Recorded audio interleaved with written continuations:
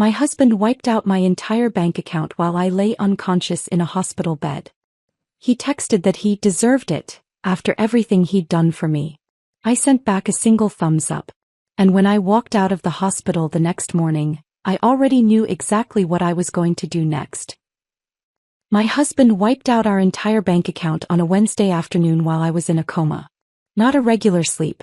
A medically induced coma after a stroke that had killed me twice on the operating table. The doctors had to bring me back both times. Before we continue, I want to thank you for being here. If you believe that betrayal should have consequences and that survival makes you stronger, please consider subscribing. It's free and helps us reach more women who need to hear this. Now let's see how I fought back. I was 42 years old, lying unconscious in the ICU at Providence Hospital with tubes down my throat and a machine breathing for me. The neurologist had told my emergency contact, my sister Riley, not my husband, that the next 48 hours would determine if I'd survive, and if I did, whether I'd have permanent brain damage. That's when Caleb decided to clean out our savings. $73,000. Every penny I'd saved from 15 years of brutal work in commercial real estate. Money I'd earned showing properties on weekends, negotiating deals past midnight, building a career from nothing while my husband played artist and contributed exactly $0 to our household. I didn't know any of this until I woke up 36 hours later. Couldn't speak right. Couldn't move my right side. But I could read. One text message on my phone. From my husband. Not, "Thank God you're alive."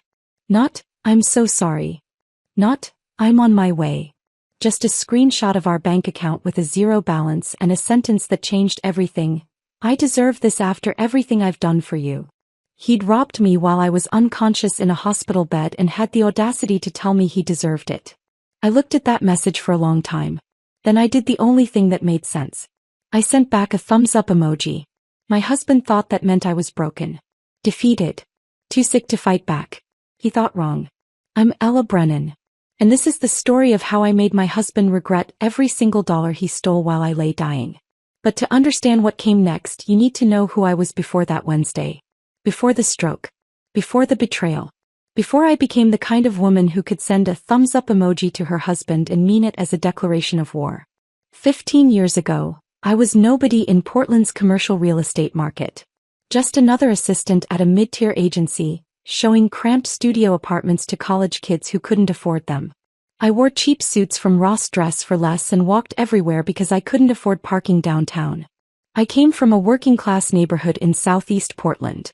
My dad worked construction. My mom cleaned houses. Neither of them went to college. When I told them I wanted to go into real estate, my dad said, "That's for rich people with connections. You don't have either." He wasn't wrong. But he also didn't know how stubborn I could be. I started at the bottom. Worked every weekend while my friends brunched in the Pearl District and posted pictures of mimosas and avocado toast. Worked holidays when the office was empty and nobody called. Worked through flu seasons and family emergencies because missing a day meant missing a commission, and missing a commission meant staying broke. My first year I made $28,000. Barely enough to cover rent and ramen. But I showed up. Every single day. Smiled through property showings even when my feet ached. Answered calls at midnight from panicked landlords.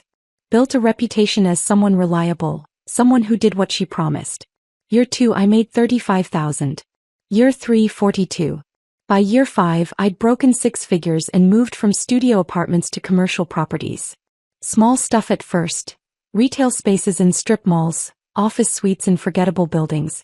But each deal taught me something. How to read clients. How to negotiate. How to push without pushing too hard. Property managers started requesting me specifically. Small-time landlords recommended me to their friends. Word spread that Ella Brennan was sharp, dependable, and didn't waste anyone's time. By the time I turned 35, I was showing multi-million-dollar properties to developers and investors with serious capital. Mixed-use projects. Waterfront developments. The kind of deals where one commission could equal what I used to make in an entire year. I wasn't the best agent in Portland, but I was in the top tier. And I'd gotten there without connections, without a trust fund, without anything except work and more work and refusing to quit when things got hard. My commissions weren't just paychecks. They were proof. Proof that I could build something from nothing. Proof that hard work actually meant something. Proof that a girl from Southeast Portland with no advantages could make it. I saved aggressively. Lived in a modest one-bedroom condo in a neighborhood that hadn't gentrified yet. Drove a Honda Civic I'd bought used and maintained meticulously. Packed lunches instead of buying $15 salads downtown. While other agents at my firm leased luxury cars and took European vacations, I funneled every spare dollar into savings. $73,612. That's what I'd built by age 42. Every dollar represented something. A late-night contract negotiation. A difficult client I'd smiled through. A weekend I chose work over rest. A holiday I spent alone in the office. That money wasn't just savings. It was my security. My emergency fund. My proof that I'd made something of myself. My promise that I'd never be broke and scared again. And Caleb took all of it while I was dying. But I'm getting ahead of myself. I met Caleb Brennan 12 years ago at a gallery opening in the Pearl District. One of those pretentious First Thursday events where people who don't understand art pretend to while drinking cheap wine from plastic cups. I'd gone with a colleague who bailed after 20 minutes, leaving me stranded among abstract paintings that looked like expensive therapy sessions. I was about to leave when I saw him, standing in front of a canvas covered in aggressive red slashes, looking both proud and vulnerable in a way that made him magnetic. His paintings weren't good. Even I could tell that, and I knew nothing about art. But Caleb had this energy that drew people in. Like he needed protection from a world that didn't appreciate his genius. He approached me first. Asked what I thought of his work. Most people at those events lied and said everything was brilliant. I didn't. I said I didn't understand it but could feel the emotion behind it. He laughed. Said that was the best compliment he'd gotten all night. We talked for 3 hours. About art, about work, about what we wanted from life. He listened when I talked about difficult clients and impossible deadlines. Made me laugh about things that had stressed me out all week. When he looked at me, I felt like the only person in the room who mattered. I was 30, climbing fast in my career and lonely in ways I didn't want to admit. He was 32, charming, attentive, and made me feel like success didn't mean being alone forever. We dated for 8 months before getting married in a small ceremony at a garden venue in Southeast Portland. Just close friends and family. Simple flowers. A buffet instead of a sit-down dinner. Nothing fancy, but it felt real. I didn't mind that his art career was struggling. I made good money. He made me happy. That felt like a fair trade. In the beginning, Caleb handled everything at home. I'd come back from a 12-hour day and find dinner ready, the apartment clean, laundry done. He'd rub my shoulders while I vented about clients who changed their minds at the last second or deals that fell through. He called himself my support system. Said his job was to make sure I had a stable home to return to after conquering the world. I believed him. Thought we were partners building something together even if our contributions looked different. I earned the money. He maintained the life that money made possible. It wasn't traditional, but it worked. Or so I thought. Looking back now from a hospital bed with half my body not working right, I can see all the signs I missed. Or maybe didn't want to see. Around year 5, Caleb's gallery showings got smaller and less frequent. His paintings, dozens of them, collected dust in our spare room. The calls from gallery owners stopped. The rejection emails piled up. His art career wasn't struggling anymore. It was dead. But he kept pretending, kept calling himself an artist, kept treating my career like it was somehow less meaningful than his non-existent one. The resentment started small. Little comments wrapped in humor that stung more than I wanted to admit. Must be nice to be the successful one, he'd say when I mentioned closing a big deal. Some of us care about more than just money, he'd mutter when I worked late. Easy to have opinions when you're not putting yourself out there creatively, he'd snap when I suggested he look for actual paying work. He stopped asking about my day. Stopped caring if I was stressed or tired or struggling. Started spending hours on his phone, angling the screen away whenever I walked into the room. He took weekend trips with friends I'd never met. Called them inspiration retreats. And came home vague about where he'd been and what he'd done. Got defensive if I asked too many questions. He opened a separate bank account without discussing it with me first. Said he needed it for his art supplies business. I never questioned it. Never asked to see statements. Never wondered why an artist who wasn't selling paintings needed a business account. I was too tired to interrogate every small change. Too focused on the next deal, the next commission, the next client. I told myself it was normal. Couples evolve. People need space. Marriage isn't perfect. I was working 80-hour weeks. Traveling for property tours. Negotiating contracts past midnight. I didn't have energy left to manage Caleb's feelings or question his choices. And 3 months before the stroke, my body started sending signals I was too stubborn to hear. Blinding headaches that made me see spots during property showings. Strange numbness in my right arm that I blamed on sleeping wrong. Tightness in my chest I convinced myself was just anxiety about a difficult client. I'd pop Advil, chug coffee and push through with a professional smile. Just stress, I told myself. Too much work, not enough sleep. I ignored the way my vision blurred when I stared at contracts too long. The exhaustion that 8 hours of sleep couldn't fix. The tingling in my fingers during important meetings. I was 42 and healthy. My last checkup had been fine. I exercised when I could.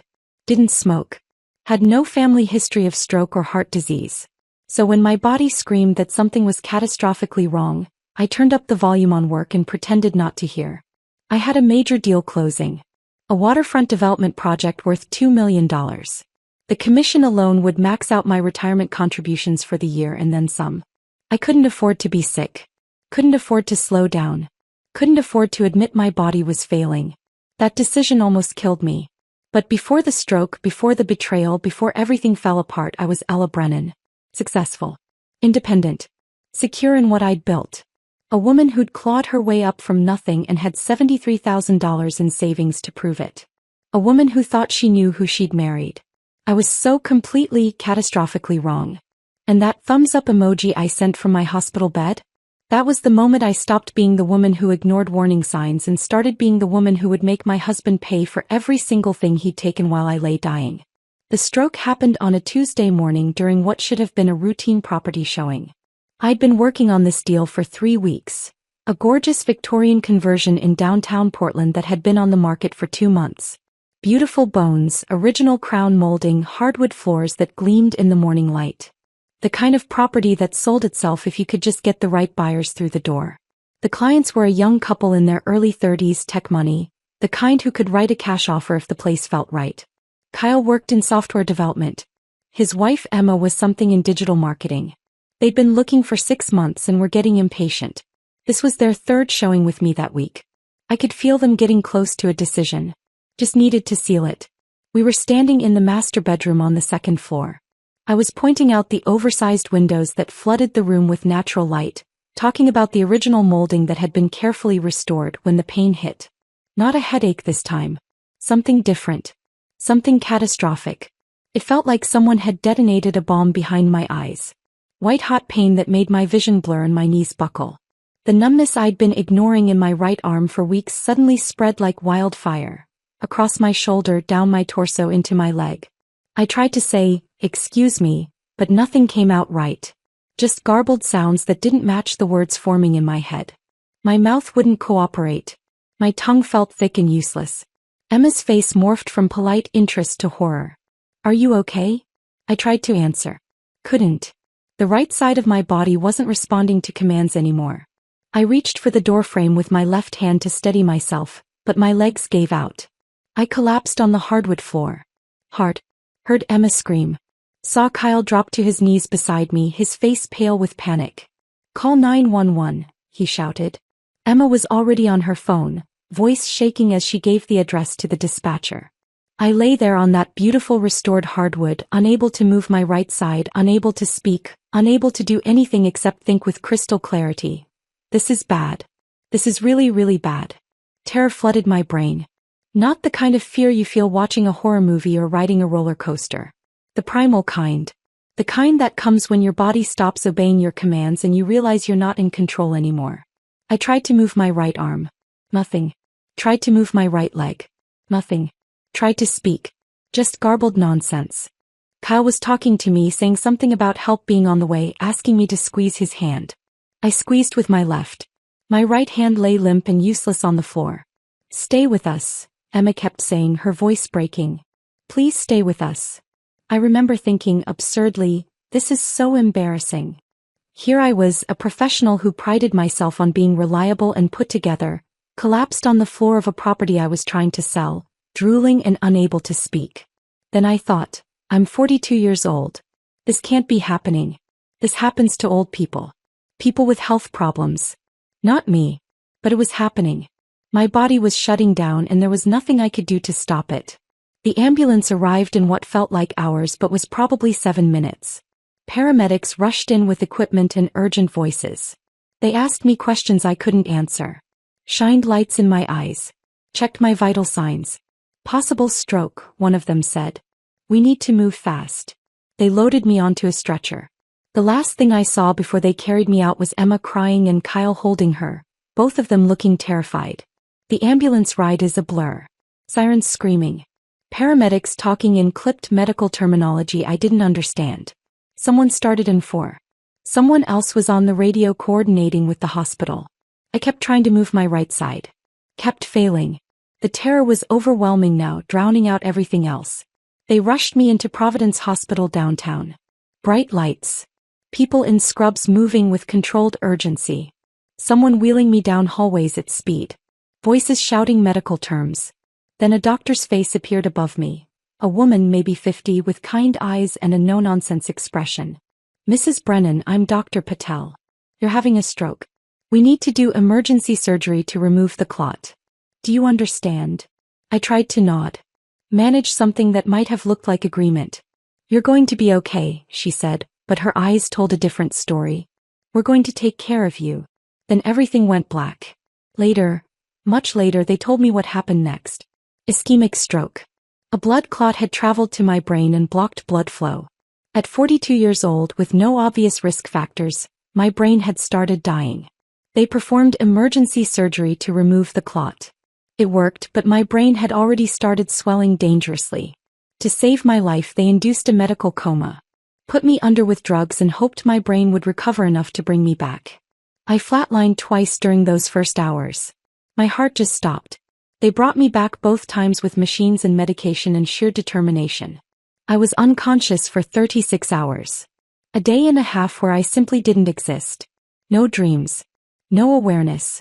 Just nothing. A black void where my life paused while doctors and nurses fought to save it. I have no memory of those hours. Can't tell you what it felt like to be that close to death. Can't describe the sensation of your heart stopping and being forced back to life. But while my body lay in that hospital bed hooked up to machines with my future uncertain and my life hanging by a thread, other things were happening in the world I couldn't see. Things I wouldn't discover until I woke up. Things that would change everything. When I finally came back, it was gradual. Not like waking up from normal sleep. More like surfacing from deep underwater. Slow, disorienting, with pressure in my head and confusion about where I was. The fluorescent lights felt like knives stabbing into my eyes. Everything was too bright, too loud, too much. I had tubes in my arms and something down my throat that made me gag. My mouth tasted like metal and felt dry as sand. A nurse appeared in my field of vision. A young woman with kind eyes and purple scrubs. Welcome back, Mrs. Brennan, she said softly, smiling with genuine relief. You gave us quite a scare. I tried to speak. Couldn't. The tube was still in my throat. Panic surged. It's okay, the nurse said quickly, reading my fear. Let me get the doctor. We're going to remove that tube. You're safe.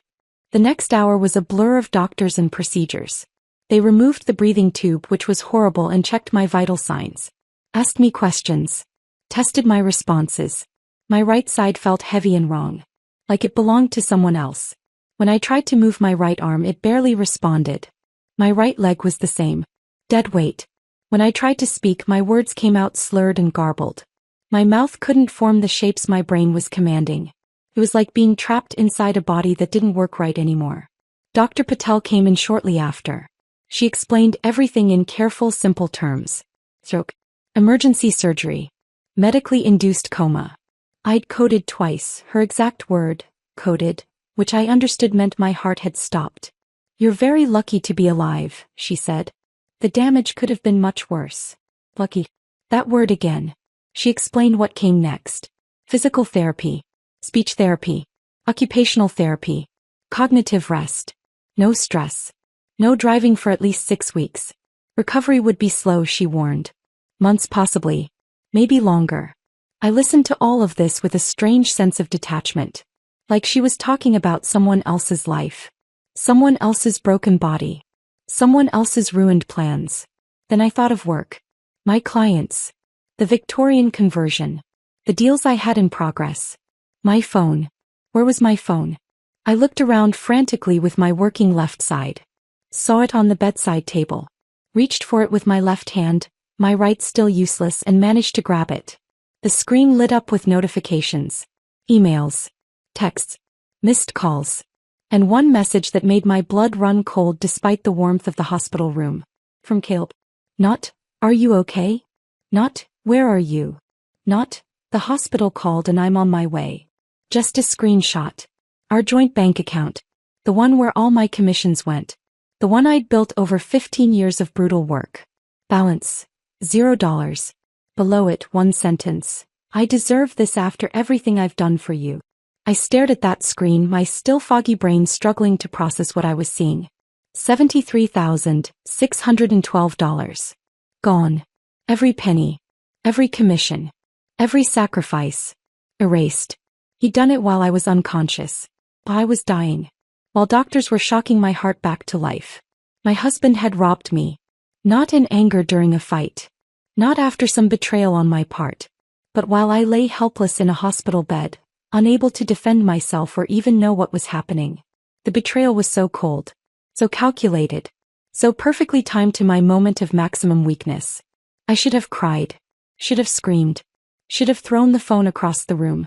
Instead, I felt something else. Something cold and sharp clicking into place deep inside me. My left hand was trembling as I pulled up the keyboard. Typed one character. Hit send. A thumbs up emoji. That was all. No words. No questions. No accusations. Just that one little symbol. Caleb probably thought it meant I was too weak to fight. Too damaged to care. Maybe even too brain injured to understand what he'd done. He thought wrong. That thumbs up wasn't acceptance. It wasn't surrender. It was a declaration. War had just been declared. And I was going to win. I stared at that thumbs up emoji on my phone screen for a long time after I sent it. Watched the little delivered notification appear underneath. Then read. Caleb was seeing it right now. Probably confused. Maybe relieved. Definitely not understanding what it actually meant. Good. A nurse came in to check my vitals. Asked how I was feeling. I told her fine, which was a lie. My head pounded. My right side felt like dead weight. Every word I spoke came out slightly wrong, my mouth struggling to form sounds my brain commanded. But I was alive. And I was planning. The next 2 days in the hospital passed in a haze of physical therapy sessions, speech exercises, and doctor consultations. They had me squeeze stress balls with my weak right hand. Practice walking with a cane. Repeat simple phrases until my words came out clearer. I cooperated with everything. Smiled at the nurses. Thanked the doctors. Pretended to be a grateful patient focused on recovery. But my mind was somewhere else entirely. Running through finances. Replaying conversations. Building a strategy. On the morning of my discharge, Dr. Patel came in with a clipboard and a concerned expression. "Mrs. Brennan, you're making remarkable progress," she said. "But I need you to understand how serious this is. You had a major stroke. Your brain needs time to heal. That means rest. No stress. No work for at least 6 weeks." "I understand," I said, my words still slightly slurred but functional. "You'll need someone at home to help you," she continued. "At least for the first week or two. Simple tasks are going to be challenging. Cooking, cleaning, even getting dressed. Is your husband able to take time off work to care for you?" Something cold settled in my chest. "Yes," I lied. "He's already arranged it." Dr. Patel smiled with relief. "Good. That's important. You shouldn't be alone." She handed me a stack of discharge papers and prescriptions. "These are your medications. Anti-clotting agents, blood pressure management. Take them exactly as prescribed. And this," she handed me a card, "is information about support groups for stroke survivors. I highly recommend attending once you're feeling stronger." I took everything with my left hand, my right still too weak to be useful. "Thank you. Someone picking you up?" "My husband," I said smoothly. "He should be here soon." Another lie. Easier than the first. Dr. Patel left. A nurse brought me my clothes. The ones I'd been wearing during the property showing, now cleaned and folded. Getting dressed was humiliating. I couldn't button my shirt with one working hand. Couldn't tie my shoes. The nurse helped without comment, professional and kind. They brought me a cane. Standard issue hospital cane, aluminum with a rubber grip. I hated it immediately. Hated what it represented. But I needed it. My right leg wasn't strong enough to support my full weight yet. "Your husband here?" the nurse asked, checking her watch. "He's just parking," I said. "I'll meet him downstairs." She looked uncertain but nodded. "Hey, take care of yourself, Mrs. Brennan." The moment she left, I grabbed my phone with my left hand and called the one person I trusted completely. Riley picked up on the second ring. "Ella. I need a favor," I said quietly, watching the door. "Anything." No hesitation. "That's Riley. I need a place to stay. And I need you not to tell Caleb I'm out." Silence. Then, "He doesn't know you're being discharged?" "Oh, he knows I survived," I said, my voice flat. "He just doesn't know I'm not coming home." Another pause. When Riley spoke again, her voice had changed. Colder. Sharper. "What did he do?" "Cleaned out our savings while I was unconscious. 73,000. I heard her inhale sharply. Then, "I'm on my way." 20 minutes. "Where should I pick you up?" "Side entrance. Near the emergency department." "I'll be there in 15. She hung up. I gathered my things, phone, wallet, the discharge papers, and made my way slowly down the hallway with my cane. Each step was an effort.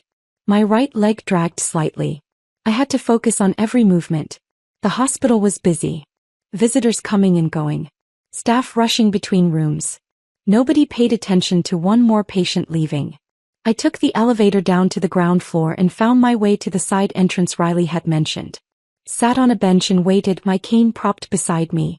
13 minutes later, Riley's black Subaru pulled up. He got out quickly, came around to help me. My sister is 3 years older than me. Looks it too, sharp features, gray threading through her dark hair, lines around her eyes from years of reading contracts. She's a tax attorney. Brilliant. Ruthless when she needs to be. Divorced twice, both times on her terms. She understands betrayal intimately. Riley looked at me, really looked, and I saw her face tighten with barely controlled fury. But she didn't say anything. Just helped me into the passenger seat, loaded my things in the back and got behind the wheel. We didn't speak until we were out of the hospital parking lot and on the road. "Tell me everything," she said. So I did. The property showing. The stroke. The surgery. Waking up to that text message. The empty account. The thumbs up emoji I'd sent. Riley didn't interrupt. Didn't gasp or curse or ask clarifying questions. Just listened with the absolute focus of someone cataloging evidence for a case. When I finished, she was quiet for a long moment. Then she said very calmly, "We're going to destroy him." Not, "Are you sure?" Not, "Maybe there's an explanation." Not, "Let's think about this." Just, "We're going to destroy him." I felt something unknot in my chest. "Yeah," I said. "We are." Riley's apartment is in Northwest Portland, a second-floor unit in a converted industrial building. Exposed brick, high ceilings, minimalist furniture. She helped me up the stairs, humiliating, needing help with stairs, and got me settled in her guest room. Plain walls. Queen bed. Desk in the corner. Nothing fancy, but it was clean and quiet and safe. "Rest," Riley said. "I need to make some calls." I lay down on the bed, exhausted from the short journey. My body was weak in ways I'd never experienced. Simple movements required concentration. But my mind was sharp. Clearer than it had been in months. Maybe years. I stared at the ceiling and replayed 12 years of marriage. Looked for the signs I'd missed. The patterns I'd ignored. Caleb's sudden interest in our finances 3 years ago. How he'd started asking questions about my accounts, my investments, my retirement funds. I'd thought he was finally taking an interest in our future. Now I saw it differently. He'd been mapping territory. Figuring out what was accessible and what wasn't. His insistence that I add him to my investment accounts, in case something happens. For security, he'd said. So he could handle things if I was ever incapacitated. I'd refused. Those accounts were mine. Built before marriage. Kept separate intentionally. He'd seemed hurt but dropped it. Now I understood. That had been a test. Seeing how far he could push. And 6 months ago his suggestion that we refinance my condo. Free up equity for renovations, he'd said. The kitchen needed updating. The bathroom could use work. I'd said no. The condo was mine. Bought before we married. Paid for with my money. I wasn't refinancing it. He'd gotten angry. Said I didn't trust him. That I treated our marriage like a business transaction instead of a partnership. We'd fought. He'd sulked for days. Eventually I'd apologized just to end the tension. Now I saw that too for what it was. Another test. Another boundary check. He'd been planning this. Maybe for months. Maybe longer. And the moment I collapsed during that property showing, the moment I became vulnerable and helpless, he'd executed his plan. That first night at Riley's I didn't sleep. Couldn't. My body was exhausted but my mind wouldn't stop. I lay in that guest bed using my left hand to scroll through old text messages, old emails, looking for evidence of what I'd missed. Riley came in around midnight with chamomile tea. You should sleep, she said. Can't. She sat on the edge of the bed. Tomorrow we start building your case. But tonight you need rest. He's been planning this, I said. For months. Maybe years. I keep thinking, how did I not see it? Because you trusted him, Riley said simply. That's not a character flaw, Ella. That's what you're supposed to do in a marriage. I was an idiot. No. He was a thief. There's a difference. My phone buzzed on the nightstand. Another text from Caleb. Where are you? The hospital said you were discharged. I showed Riley. She read it and shook her head. Don't respond, she said. Let him panic. Another buzz. Oh, I'm worried. Please call me. Then another. This is ridiculous. We need to talk about this. I watched them accumulate. Watched his tone shift from confused to concerned to frustrated. He doesn't know where I am, I said. Good. Keep it that way. Another text. You can't just disappear. I have rights too. Riley read that one and actually laughed. Cold and sharp. Rights.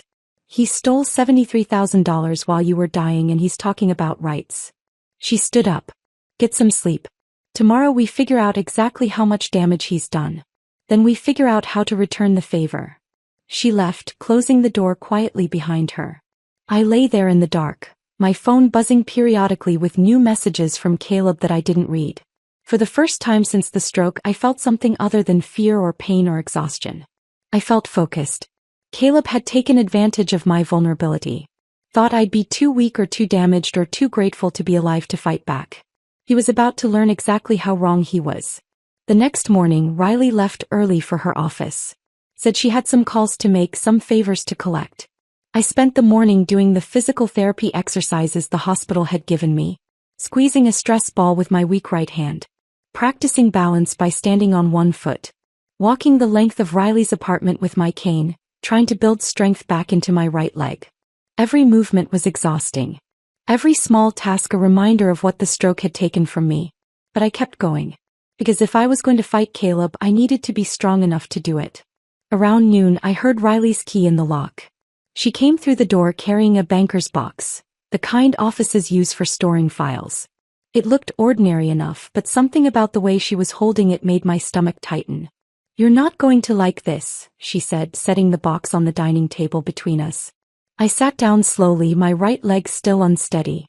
Show me. Riley opened the box and started pulling out papers. Bank statements. Credit reports. Transaction histories. Business filings. Page after page of financial documents printed on standard office paper. I called in some favors, Riley said, spreading everything out methodically. Tax attorneys have connections at banks, credit bureaus, business registration offices. I pulled everything I could find with Caleb's name on it. She arranged the papers into separate piles, creating a timeline. I watched her work with that precise attorney focus, organizing chaos into evidence. This, she said, tapping a document, is a business account opened 14 months ago. Brennan Creative Studios. Listed owners are Caleb Brennan and Ella Brennan.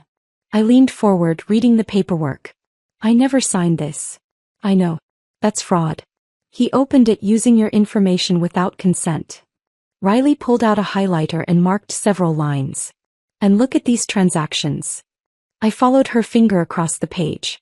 Transfers from an account I recognized, our joint savings, the one he'd eventually emptied, into this business account. Small amounts. 3,000 here. 5,000 there. Never more than 9,000 at once. Always under 10,000, I said slowly. Exactly. Banks have to report transactions over $10,000 to federal authorities. He knew that. He was being careful. Staying just under the reporting threshold. Riley pulled out more statements, all marked with similar highlighted transactions. This has been going on for over a year. My hands started shaking. How much total? Riley met my eyes. From what I can track. Almost $89,000. The room tilted. I gripped the edge of the table with my left hand to steady myself. 89,000. On top of the 73 he'd stolen while I was unconscious. Over $160,000 total. He's been planning this for over a year, I said, my voice barely above a whisper. At least. Probably longer. Riley pulled out another document. It gets worse. I almost laughed. How could it possibly get worse? She handed me a paper I recognized immediately. A power of attorney form. The one I'd signed last year after the ovarian cyst scare, when I was afraid I might need emergency surgery. Except this wasn't the version I remembered. This has been amended, Riley said quietly. See here. Financial authority. Investment accounts. Real estate decisions. The version you signed was medical only. This one gives him control over everything. I stared at my signature at the bottom of the page. Looked right. The loops and curves matched my handwriting perfectly. I didn't sign this version, I said. I know. I compared it to documents I personally witnessed you sign. Contracts from when I helped you buy that investment property 3 years ago. It's a forgery. A really good one, but still a forgery. Riley spread out more papers. Bank statements from my investment portfolio. A line of credit I'd never authorized. He used that forged POA to take out $70,000 against your investments, she explained. Cash withdrawals over the past 6 months. Small amounts like everything else. Always staying under the radar. I felt sick. Physically sick. My stomach churned and my head pounded, and for a moment I thought I might actually throw up right there at Riley's dining table. He practiced my signature, I said. The realization was somehow worse than everything else. He sat somewhere, maybe in our apartment while I was at work, and practiced writing my name until he could do it perfectly. Yes. This wasn't impulse. This wasn't panic when I had the stroke. He's been systematically robbing me for over a year. Yes. I looked at all the papers spread across the table. The evidence of months of planning. The careful amounts always just under reporting thresholds. The forged documents. The fake business account. Every "I love you" had been a lie. Every dinner he made while I worked late. Every supportive comment about my career. All of it performance. Theater. A distraction while he plotted my financial destruction. What do we do with this? I asked. Riley started gathering the papers back into organized piles. First we make copies. Multiple copies. Then we take it to a lawyer. A good one who specializes in financial fraud and family law. And we bury him. My phone buzzed. Another text from Caleb. I'd been ignoring them for 3 days now. They kept coming. Please. We need to talk. I didn't even look at it. Just turned the phone face down on the table. Let me see those, Riley said, gesturing to my phone. I unlocked it and handed it over. She scrolled through the messages Caleb had been sending, her expression getting colder with each one. He's panicking, she said. Good. Let him panic. She handed the phone back. Don't respond. Not yet. Let him wonder where you are, what you know, what you're planning. That afternoon, while Riley was photocopying everything at her office, I sat in her guest room and let myself feel it. The betrayal. The violation. The cold calculation of what Caleb had done. He'd married me knowing I made good money. Positioned himself as supportive husband while I built my career. Then spent years systematically stealing from me, forging my signature, creating fake accounts in my name. And the moment I became vulnerable, the moment I collapsed and ended up in a hospital fighting for my life, he'd grabbed everything he could and run. He'd literally bet on me dying or being too brain damaged to fight back. My phone buzzed again. This time it wasn't Caleb. Sophie, my former assistant, saw Caleb at Stumptown this morning. He was with a woman. Very cozy. Thought you should know. I stared at that message for a long moment. Part of me didn't want to know. Didn't want confirmation of what I already suspected. But I needed to see. Can you send a picture if you see them again? I typed back. Sophie responded immediately. Already took one. Sending now. The image loaded slowly. When it finally appeared, I felt something cold and sharp settle in my chest. Caleb sat in a coffee shop booth across from a young woman. Brunette, mid-20s, pretty in that natural Portland way. His hand rested on her thigh. She was laughing, leaning forward, completely comfortable with his touch. The intimacy was unmistakable. I didn't recognize her. Forwarded the photo to Riley without comment. Her response came within minutes. Running reverse image search. Give me an hour. I lay back on the guest bed, staring at the ceiling. The image burned into my mind. Of course there was another woman. Of course. That's what this was really about. Not just money. Not just theft. But an exit strategy. A new life with someone younger, funded entirely by my work. 90 minutes later, Riley called me into her home office. She had her laptop open, a full profile displayed on the screen. Vanessa Pruitt, Riley said. 26 years old. Works as a gallery coordinator at Atelier Northwest. The name clicked. That's where Caleb had his last gallery showing. 8 months ago. Exactly. Riley pulled up more information. Social media profiles. Employment history. And then something that made my blood run cold. Venmo transactions. He's been paying her rent, Riley said quietly. $1,500 a month for the past 9 months. Look at the memo lines. Rent. Apartment. He wasn't even trying to hide it. With my money, I said. With your money. Riley pulled up Vanessa's Instagram. Public profile. Hundreds of photos documenting the life of a 20-something in Portland. Coffee shops. Art galleries. Hiking trails. Wine bars. And in the background of those photos, if you looked carefully, was Caleb. A figure barely visible in a shot from Mount Tabor 3 months ago. A reflection in a mirror during a gallery opening. A man's hand, wearing that distinctive turquoise ring Caleb always wore, holding a wine glass at a restaurant. They'd been hiding in plain sight. Documenting their relationship for anyone who bothered to look closely enough. Riley scrolled further. Weekend trips to Cannon Beach. Seattle. A long weekend in San Francisco 6 weeks ago. Right when Caleb had told me he was going on an inspiration retreat alone. Then Riley stopped on one particular photo. Posted 2 weeks ago. Vanessa holding up a set of keys, huge smile on her face, caption reading, New chapter. Downtown loft, here I come. The location tag showed a luxury building in the Pearl District. I clicked through to the building's website. Studios starting at $2,800. 1 bedrooms at $3,400. Gallery coordinators don't make that kind of money, Riley said. No, I agreed. They don't. We sat in silence for a moment, both of us understanding what this meant. He was planning to leave you, Riley said finally. Take the money, move in with her, start fresh. The stroke interrupted his timeline, I said, the pieces finally clicking into place. When I collapsed, he panicked. Thought I might die or be permanently disabled.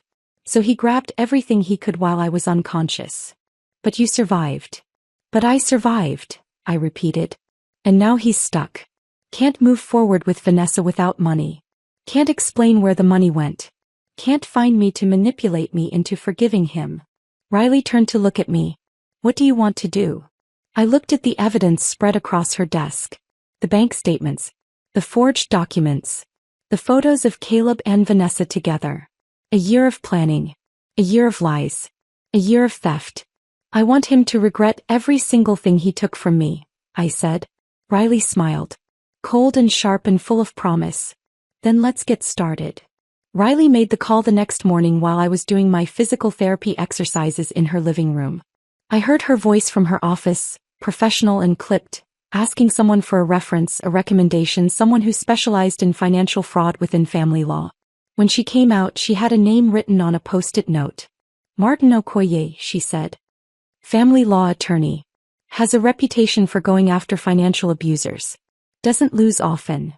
When can we meet him? Tomorrow. He's making room in his schedule. Martin's office was in a modest building downtown, nothing fancy. No marble lobby or designer furniture. Just a functional space with dated carpet and fluorescent lighting. I appreciated that. Meant he spent money on actual legal work instead of impressing clients. The receptionist led us to a small conference room. Martin came in 2 minutes later. Late 40s, Nigerian accent still present despite probably decades in the US. Built solid like someone who'd played college football and stayed in shape. He shook my hand firmly, then Riley's. Didn't comment on my cane or the way my right hand trembled slightly. Just got straight to business. Mrs. Brennan, he said, sitting across from us with the folder Riley had sent ahead. I've reviewed the preliminary documents your sister provided. Before we go further, I need to understand what you want out of this. Everything, I said simply. I want everything he took. And I want him to face consequences. Martin nodded, opening the folder. Your husband committed several felonies. Identity fraud, opening accounts in your name without authorization. Forgery, that amended power of attorney. Financial exploitation of a vulnerable adult during a medical crisis. The dollar amounts involved make this serious. We can pursue criminal charges in addition to divorce proceedings. What happens if we do both at once? I asked. Gets complicated. Criminal charges can actually slow down the divorce. Defense attorneys will advise their clients not to cooperate with discovery, not to provide financial documents, plead the fifth. Makes it harder to get your assets back quickly. I thought about that. So divorce first. Get my money back. Then criminal charges. Martin raised an eyebrow. Most people want the criminal case first. Want to see justice done. I want my life back first, I said. Justice can wait a few months. Riley smiled beside me. He understood. Martin studied me for a moment. Then he smiled too. Mrs. Brennan, I think we're going to work very well together. We spent the next 2 hours going through everything. Martin took notes in a leather portfolio, asking sharp questions, circling back to details that seemed minor but apparently weren't. The timing matters, he explained. The fact that he emptied the joint account while you were unconscious. That's not just morally reprehensible, it's legally significant. Financial exploitation during medical incapacity. Judges take that very seriously. Good, I said. The forged power of attorney is another major piece. That's identity fraud. Using it to access your investment accounts makes it wire fraud if any transactions cross state lines, which I'm betting they did. Riley pulled out more documents. These are the transactions from the business account he opened in her name. Brennan Creative Studios. Almost 90,000 transferred over 14 months. Martin whistled low. Always under 10,000 at a time. He knew about reporting thresholds. This was planned. That's what we thought, Riley said. Martin looked at me. How much do you know about his current financial situation? Not much. He's been texting me but I haven't responded. Good. Keep it that way. All communication goes through me from now on. He made another note. We'll file this week. Request full financial disclosure from him, freeze on all joint assets and temporary exclusive use of the marital residence. It's not marital, I said. I bought it before we married. It's only in my name. Even better. Makes that part simple. Martin closed the folder. One more thing. Are you prepared for this to get ugly? Because it will. When we file with all this evidence, when we request criminal investigation, he's going to fight back. Hard. I thought about that text message. That screenshot of the empty account. The thumbs up emoji I'd sent. Let him fight, I said. I'm ready. We filed for divorce 3 days later. Martin submitted a petition citing irreconcilable differences and requesting full return of all fraudulently obtained funds, plus sole possession of my apartment. Attached were copies of everything. Bank statements, the forged POA, the business account he'd opened in my name, transaction histories showing systematic theft over 14 months. It was thorough. Damning. Irrefutable. Caleb had 5 days to respond. His answer came through a lawyer named Doug Finch, whose office was in a strip mall next to a tax preparation service and a nail salon. Riley looked him up, specialized in DUIs and small claims disputes. Not exactly equipped for complex financial fraud cases. Doug's response was almost laughable. He filed a counterpetition requesting a 50-50 split of all assets, including my apartment and investment accounts. The justification: Caleb had contributed equally to the marriage as household manager and emotional support provider. Martin showed me the filing in his office. Actually laughed when he read that part aloud. He stole over $160,000 and his lawyer is claiming homemaker equity, Martin said. This won't work, but it'll drag the process out while they scramble for a better strategy. How long? I asked. Couple months probably. Discovery, depositions, financial disclosures. Maybe a settlement conference before we get to actual trial. Good, I said. Let it drag. Martin looked confused. Most clients want this over quickly. I want him to make mistakes, I said. Desperate people do stupid things. Understanding dawned on Martin's face. You want to see what else he's hiding. Exactly. While the legal machinery ground forward, Riley was working another angle. She'd been tracking Caleb's digital footprint, social media, tagged locations, Venmo transactions, building a complete picture of his double life. One evening she came home with her laptop and a grim expression. Found something else, she said, pulling up a bank statement I didn't recognize. Personal checking account at a bank I'd never used. Caleb's name only. Opened 18 months ago. Current balance, $31,847. Where did this come from? I asked. Riley highlighted transactions. Small transfers from the business account. Cash deposits. And look at the timing. He pulled up my commission records from work. Lined them up next to Caleb's deposit history. The pattern was obvious. Every time I closed a major deal, every time a big commission hit our joint account, Caleb would move money. First to the fraudulent business account, then in smaller chunks to this secret personal account. Building his escape fund. Dollar by dollar. My dollars. He's been planning this since before he opened the business account, I said slowly. At least 18 months. Probably longer. This was always the plan. Steal enough, move it somewhere you couldn't track it, then leave.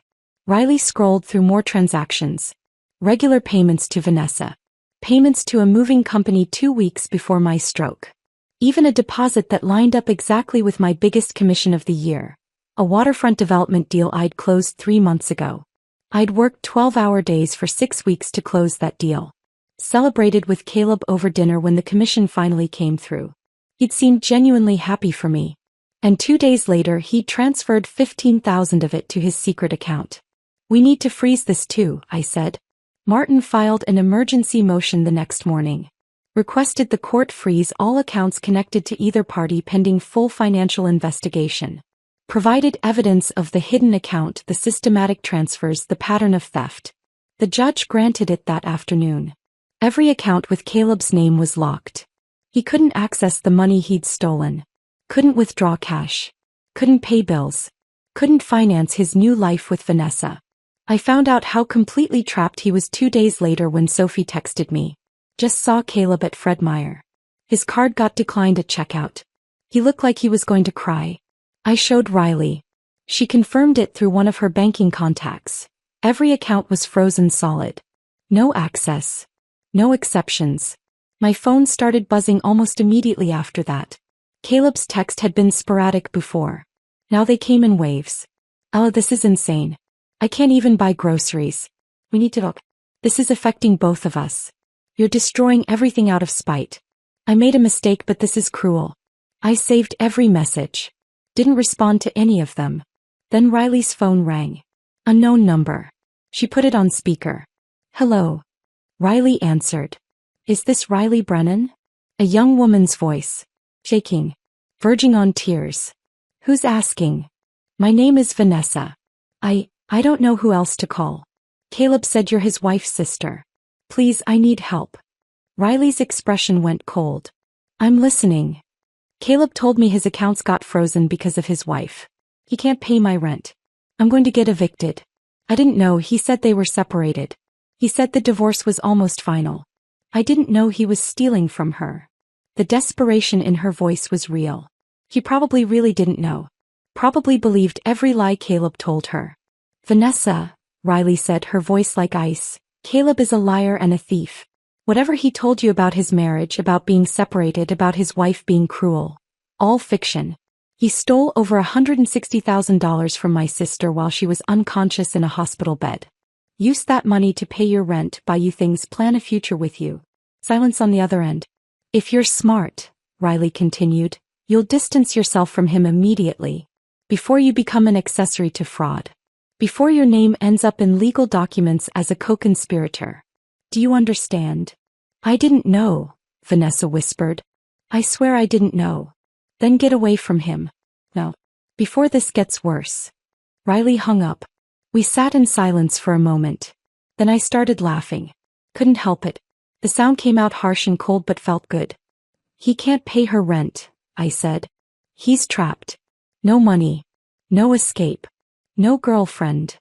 And it's only going to get worse, Riley said. Wait until discovery starts.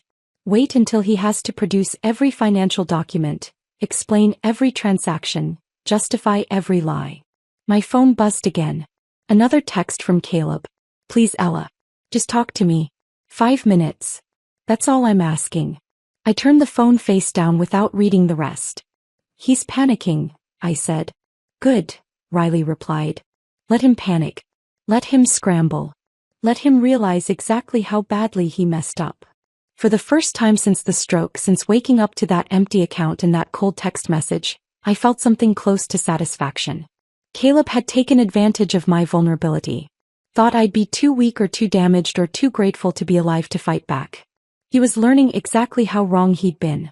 And we were just getting started. 6 weeks after the stroke, we had our first major court hearing. By then I'd regained most of my physical strength. My speech was back to normal. No more slurring, no more struggling to find words. The tremor in my right hand only showed up when I was exhausted. I could walk without the cane if I concentrated, but Martin had been clear about strategy. Bring the cane, he'd said during our prep session the day before. You don't have to lean on it but carry it. Visual reminder of what happened to you. Of what he did while you were vulnerable. I understood. This wasn't just about facts and documents. It was about optics. About making sure the judge saw me as a victim who'd fought back, not just another angry spouse in a contentious divorce. That morning I stood in front of Riley's bathroom mirror and dressed carefully. Navy blue suit. The same one I'd worn to close a $2 million waterfront development deal the year before. Back then it had been armor against difficult clients and tough negotiations. Now it was armor against my husband. I pulled my hair back in a neat bun. Minimal makeup. Small pearl earrings my mother had given me years ago. Professional. Put together. Sympathetic but strong. Riley appeared in the doorway behind me, already dressed in her own court-appropriate outfit. Gray pantsuit, sensible heels. You look good, she said. I look like I'm going into battle. You are. We drove to the courthouse in silence. Portland morning traffic was its usual mess. Rain-slicked streets, brake lights, the smell of coffee from a drive-thru on every corner. Riley kept glancing at me like she wanted to say something encouraging but couldn't find the right words. In the parking garage she finally spoke. You ready? I picked up my cane from the back seat. Let's end this. The courthouse was downtown, an older building with marble floors and high ceilings that made every sound echo.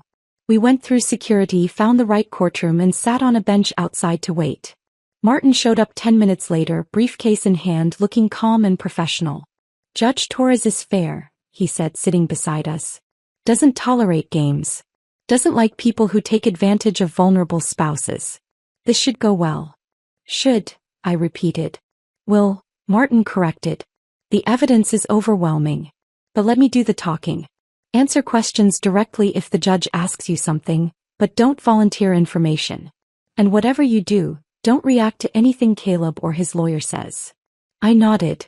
At exactly 10 a.m. the bailiff called us in. The courtroom was smaller than I'd expected. Maybe 30 feet across, with wooden benches that looked like church pews and fluorescent lighting that made everything feel stark and official. Judge Angela Torres was already at the bench. A woman in her 50s with short gray hair and reading glasses perched on her nose. She looked up as we entered, her expression neutral but her eyes sharp. Caleb was already there, sitting at the opposite table with Doug Finch. He looked terrible. Like he hadn't slept in days. Wearing jeans and a blazer that didn't quite match, his hair uncombed, dark circles under his eyes. He looked at me when I walked in. I didn't look back. Just walked to our table with my cane clicking on the floor, sat down and kept my eyes forward. Judge Torres shuffled papers for a moment.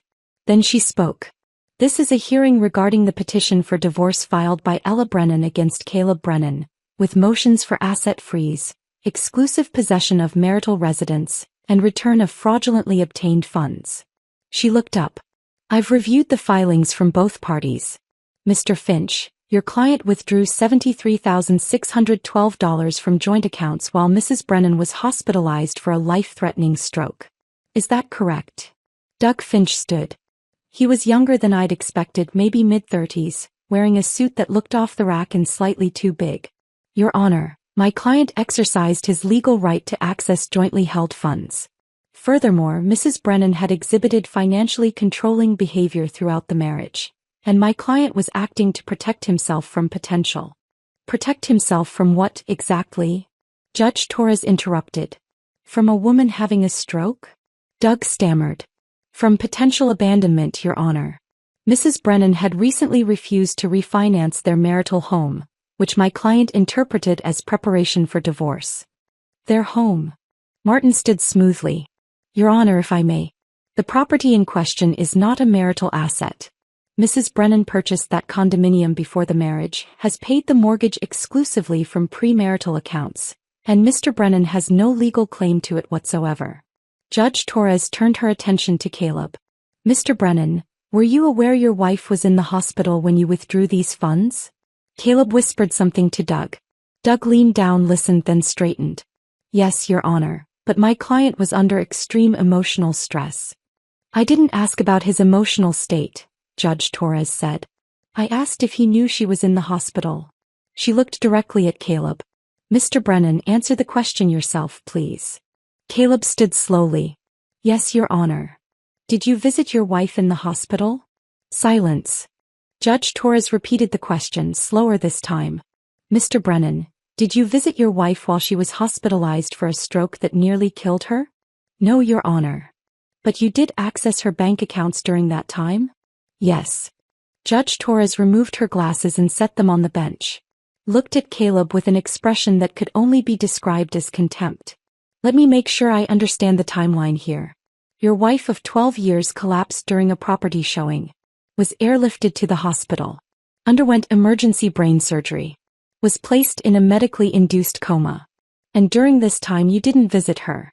Didn't check on her condition. But you did withdraw over $70,000 from your joint accounts while she was unconscious and unable to consent or even be aware of the transaction. It wasn't a question. It was a statement of fact that sounded damning when said out loud in a courtroom. Your Honor, if I may, Doug tried to interject. Judge Torres held up her hand. You may not. I'm still trying to understand how your client's attorney expects me to believe this was anything other than financial exploitation of a medically vulnerable spouse. She put her glasses back on and looked at the documents in front of her. I'm ordering an immediate freeze on all accounts connected to either party pending further investigation and discovery. This includes the joint savings account, the business account opened in Mrs. Brennan's name without her authorization, and any personal accounts held by Mr. Brennan. Doug started to object. Judge Torres cut him off with a look. Additionally, Mrs. Brennan is granted temporary exclusive possession of the marital residence. Mr. Brennan, you have 72 hours to remove your personal belongings. A police escort can be arranged if necessary. Your Honor, that's my client's home, Doug protested. No, counselor. It's Mrs. Brennan's home. She purchased it before the marriage. It's titled in her name only. Your client has been living there as a guest, essentially. That guest status is now revoked. Judge Torres made a note on her paperwork. Furthermore, I'm ordering full financial disclosure from both parties. Bank statements, investment accounts, credit cards, loan documents. Everything. I want a complete picture of the marital finances before we proceed. She looked at Caleb again. And Mr. Brennan, I strongly suggest you cooperate fully. Withdrawing tens of thousands of dollars while your spouse is medically incapacitated strikes me as unconscionable. Your client is fortunate I'm not recommending criminal charges at this time. She banged her gavel once. Next hearing in 30 days. Discovery to be completed before then. We're adjourned. Everyone stood as Judge Torres left through the door behind the bench. The moment she was gone, I let out a breath I didn't know I'd been holding. Martin gathered his papers, looking satisfied. That went exactly as well as I'd hoped. Across the aisle, Doug was talking urgently to Caleb in a low voice. Caleb's face was pale, his hands shaking. As we filed out, he tried to catch my eye. Tried to approach. I walked past him without acknowledgement. My cane clicked on the marble floor. Riley walked beside me, her hand on my elbow, protective. Outside the courtroom, in the echoing hallway with its high ceilings and afternoon light coming through tall windows, Martin turned to us. Judge Torres clearly sees through his story, he said. The fact that he didn't visit you in the hospital but did access your bank accounts, that's damning. And the tone she used? She's already made up her mind about his character. What happens now? I asked. Discovery. We get access to everything, all his accounts, all his transactions, all his communications. And he has to provide it. If he refuses or hides anything, he's in contempt of court. Riley smiled. He's trapped. Completely, Martin agreed. He can't access the stolen money. Can't hide it. Can't move it. And in 30 days, we're back in front of Judge Torres with a complete financial picture. Then we negotiate settlement or proceed to trial. We walked out of the courthouse into gray Portland drizzle. Riley offered to drive me back to her place, but I shook my head. Can we go somewhere else? I asked. I don't want to go home yet. We ended up at a coffee shop near the waterfront. Sat in a corner booth with overpriced lattes and watched rain streak the windows. You did great in there, Riley said. Calm, composed, didn't react when Caleb tried to get your attention. Didn't feel great. What do you mean? I wrapped my hands around my coffee cup. We won. Judge gave us everything we asked for. But I feel empty. Martin had left after the hearing. Other clients, other cases, but Riley stayed. She looked at me with understanding.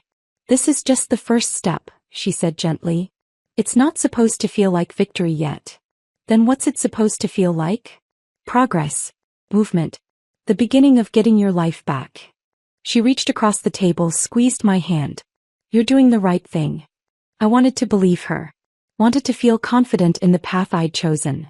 The legal battle, the asset freeze, the systematic dismantling of Caleb's life. But sitting in that coffee shop watching rain and strangers pass by, I felt something else. Something uncomfortable.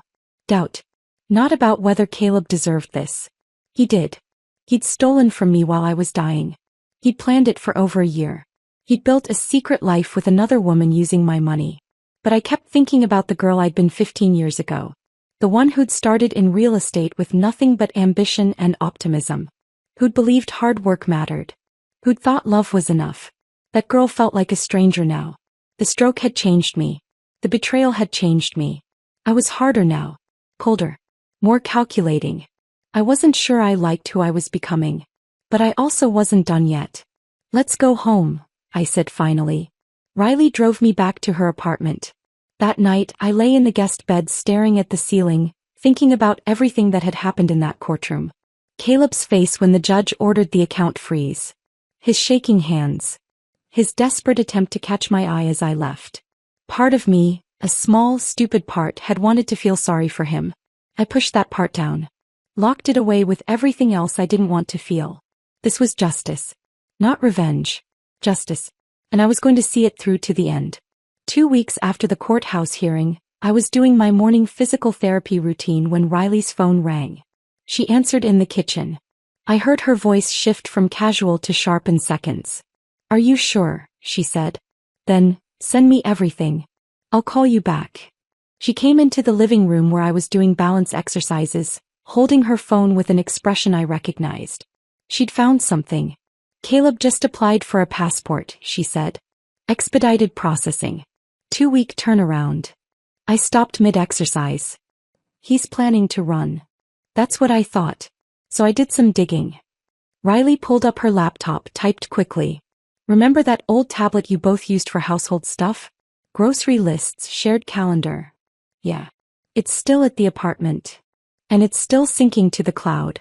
Including Caleb's email. I sat down on the couch. What did you find? Riley turned the laptop so I could see. Email after email. Browser history. Search queries.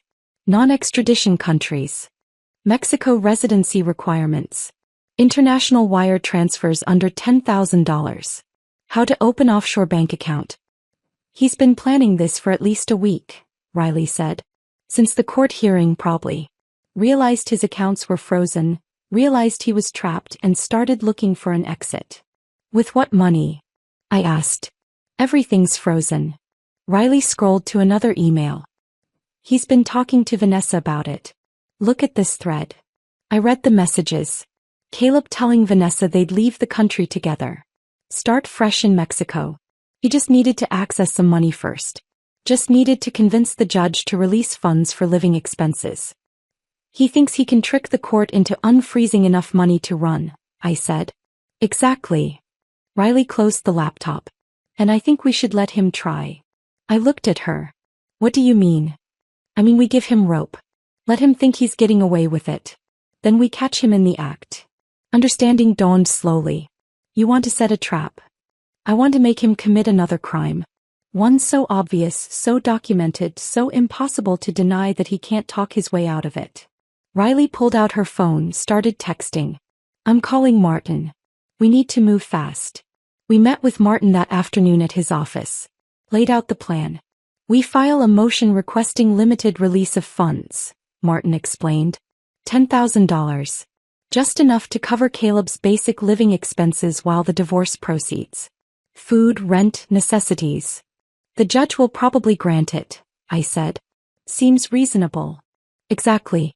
And the moment that money hits Caleb's account, we track every transaction. If he moves it offshore, if he tries to hide it, if he does anything except use it for legitimate living expenses, we've got him for fraud, contempt of court, and probably a dozen other charges. Riley was already on her laptop.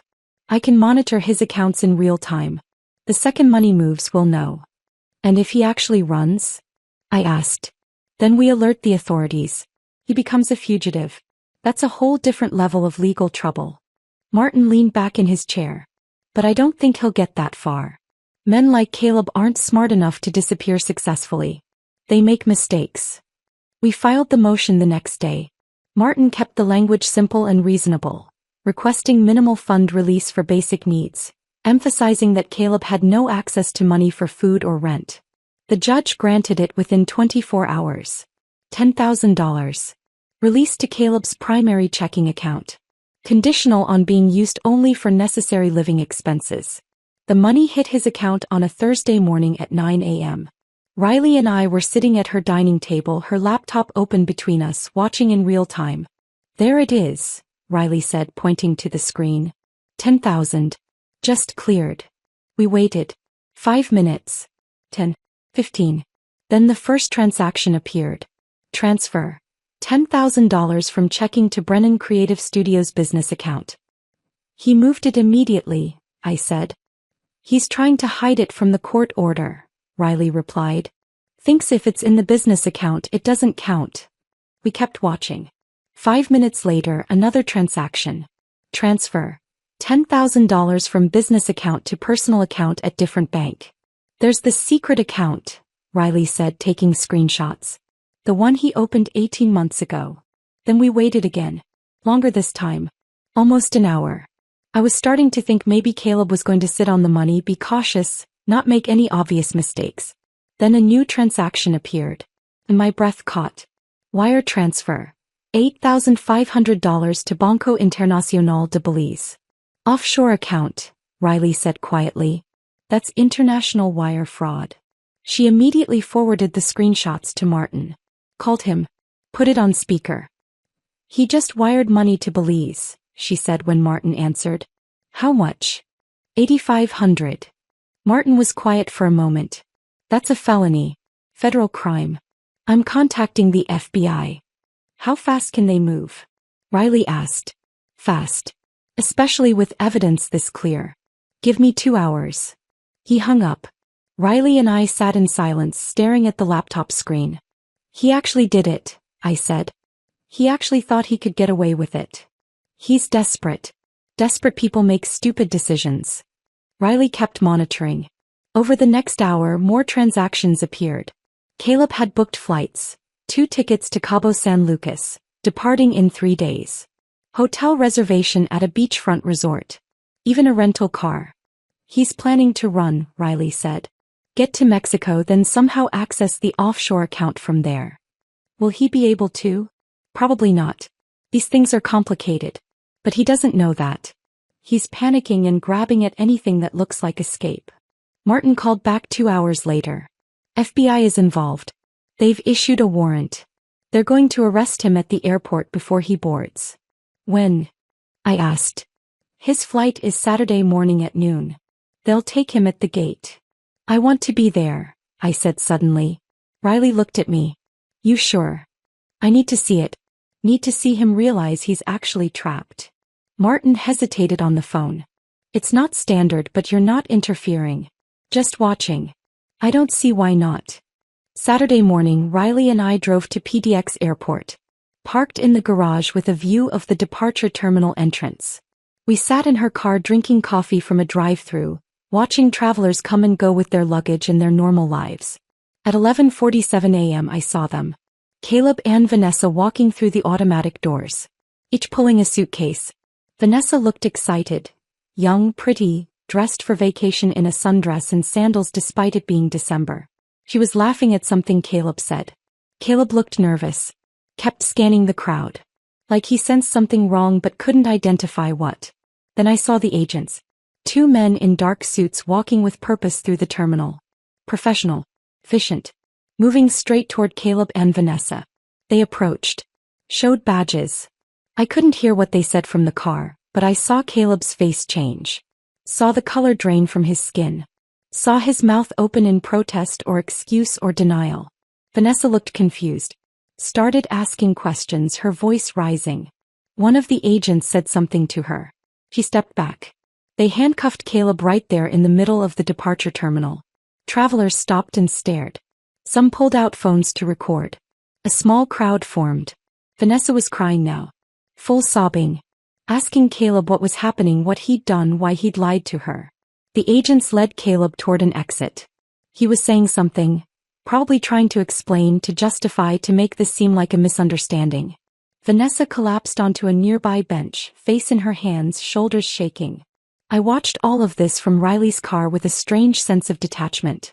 Like I was watching a movie instead of the destruction of my husband's life. You okay?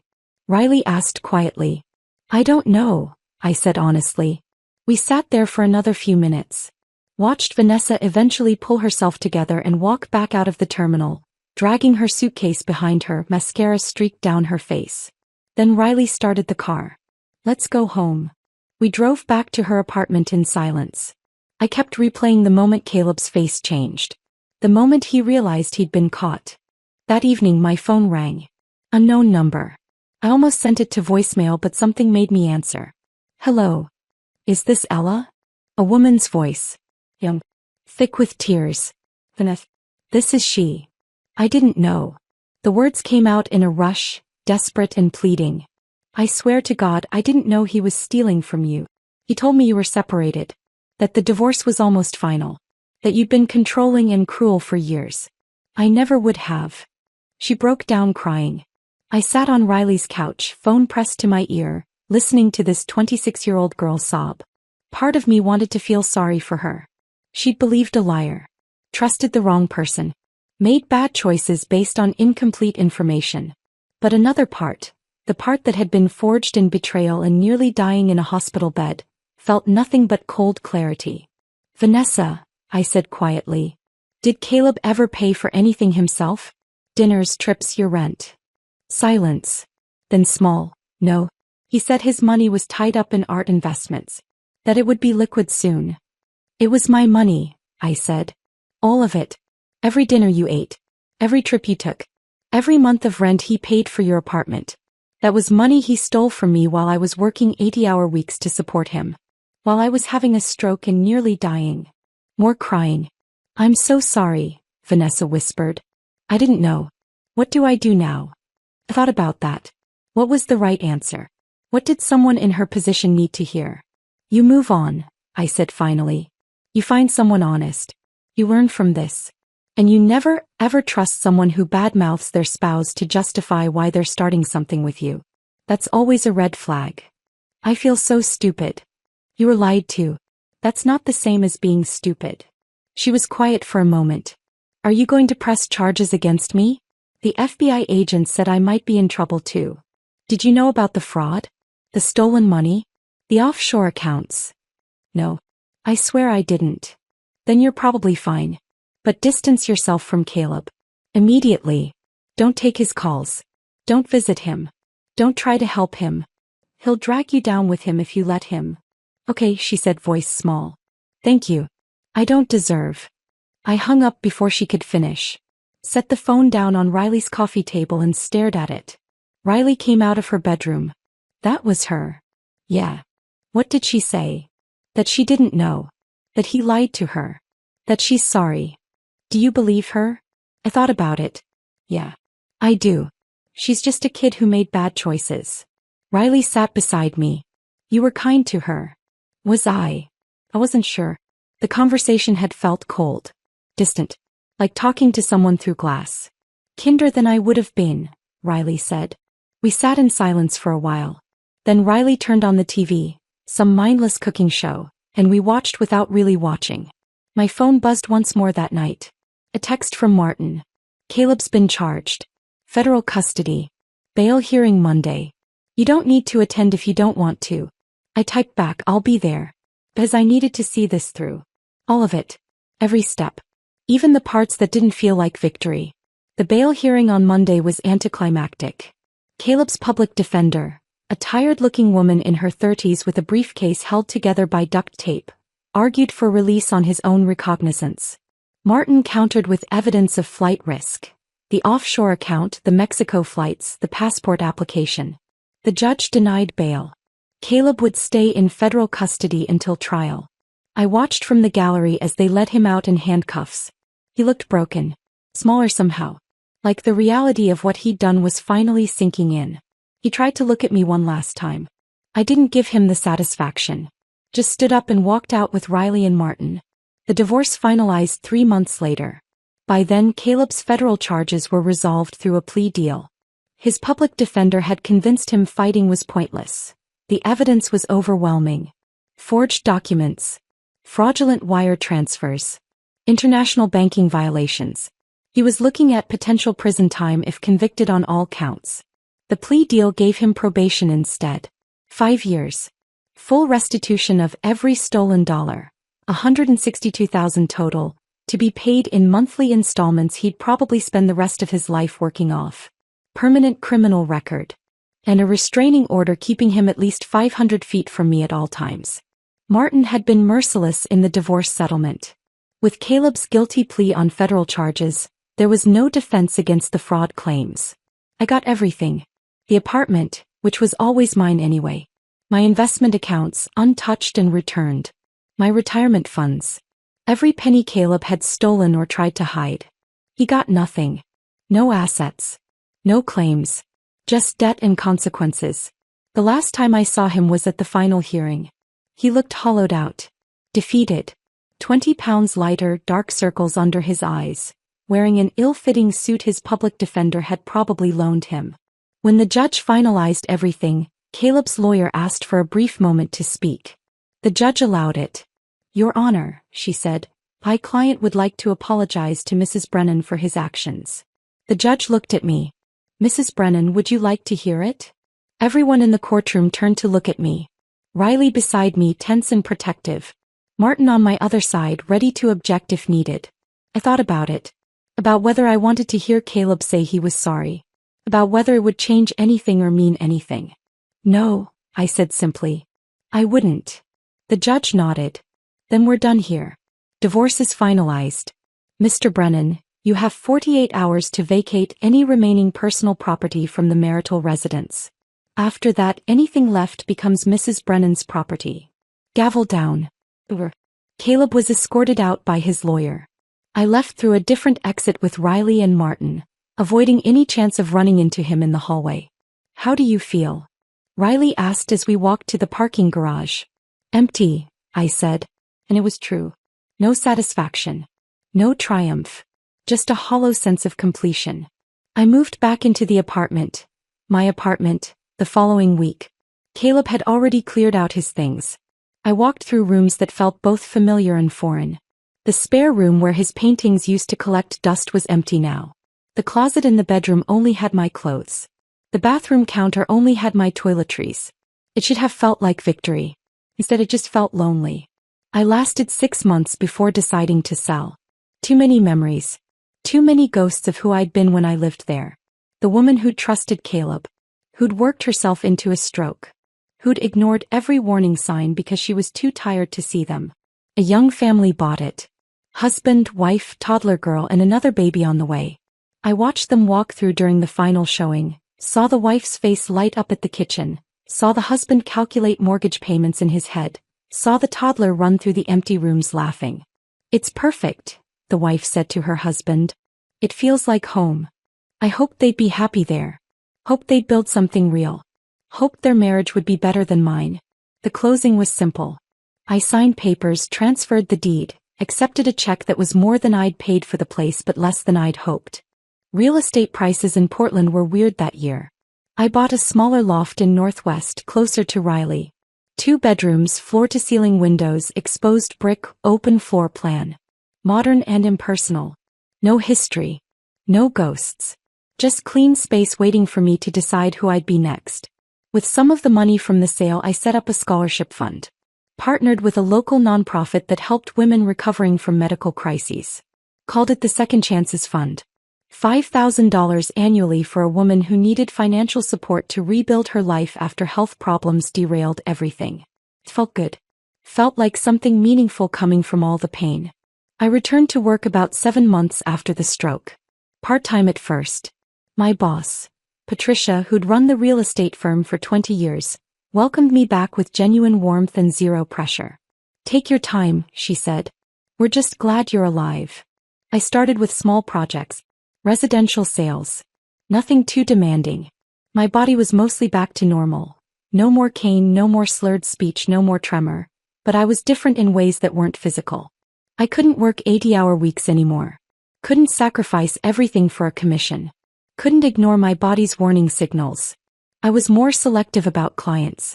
Didn't take on anyone who gave me bad vibes or made unreasonable demands. Charged more. Worked less. Made enough. Patricia noticed the change.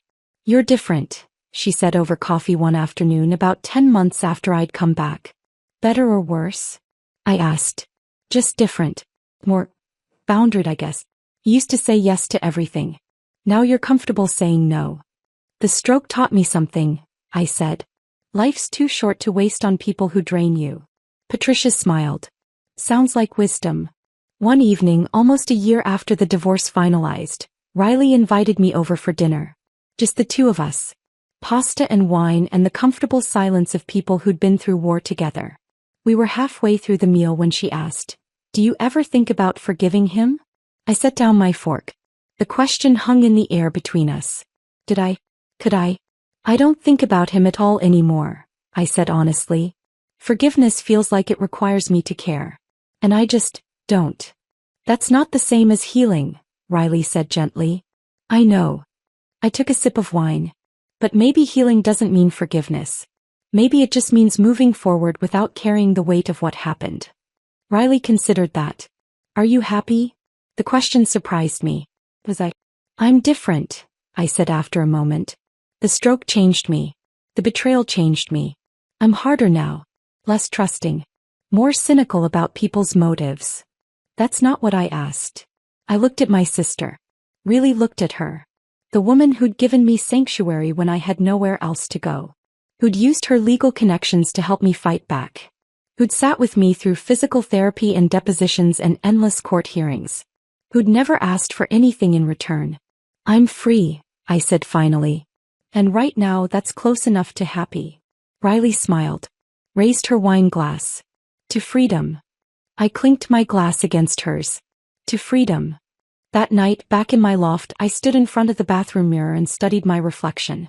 43 years old. Lines around my eyes that hadn't been there 2 years ago. A hardness in my gaze that didn't exist before the stroke. Gray threading through my dark hair that I hadn't bothered to color. But there was also something else. Strength. Resilience. A quiet confidence that came from surviving something that should have destroyed me. I thought about the woman I'd been before the stroke. Before the betrayal. Ambitious, optimistic, believing hard work and love were enough. That woman felt like a stranger now. The stroke had burned her away. The betrayal had finished the job. What remained was someone harder. Colder. More calculating. I wasn't sure I liked who I'd become. But I also wasn't sure I had a choice. Sometimes people ask if I'm still angry at Caleb. I tell them the truth, I'm not. Anger is exhausting. I spent enough energy on him. What I feel now is clarity. He thought my stroke was his opportunity. Thought my vulnerability made me weak. Made me an easy target. Gave him permission to take everything I'd built. He was wrong. That thumbs up emoji I sent from the hospital bed, the one he probably interpreted as acceptance or maybe even brain damage, wasn't surrender. It was a declaration. I see you. I know what you did. And I'm coming. Some betrayals break you. Shatter you into pieces you can't put back together. Some betrayals wake something else. Something cold and calculating. Something that doesn't scream or cry or beg. Something that plans. Documents. Waits. Caleb thought he was taking everything from me while I lay unconscious and helpless. Instead, he gave me something I didn't know I had. Proof that I'm stronger than I ever knew. Proof that I can survive anything. Proof that underestimating me is a catastrophic mistake. The stroke nearly killed me. Should have killed me according to the doctors. The betrayal nearly broke me. Should have broken me according to anyone who knew the full story. But I'm still here. Sharper. Wiser. Free. And sometimes, not always but sometimes, late at night when I can't sleep I think about that moment in the hospital. Waking up to that text message. That screenshot of an empty account. Those 7 words that changed everything. I deserve this after everything I've done for you. And I think about my response. That single thumbs up emoji. The best revenge isn't fire and fury. Isn't screaming or crying or making scenes. It's ice-cold strategy. Patient justice. Letting someone dig their own grave while you document every shovelful of dirt. Caleb thought he'd won. Thought he'd gotten away with it. Thought I'd be too weak or too damaged to fight back. He couldn't have been more wrong. Game on, that emoji said. And I already won.